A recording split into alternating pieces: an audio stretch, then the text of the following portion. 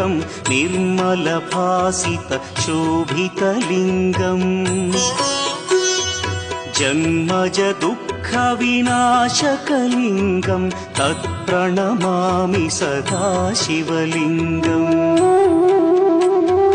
देवमुनिप्रवरार्चितलिङ्गं कामदहन करुणाकरलिङ्गम्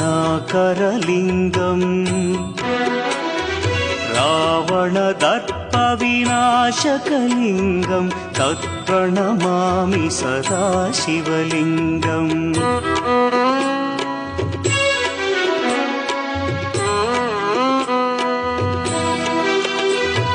सर्वसुगन्धसुलेपितलिङ्गं बुद्धिविवर्धनकारणलिङ्गं सिद्धसुरासुरवन्दितलिङ्गं तत्प्रणमामि सदा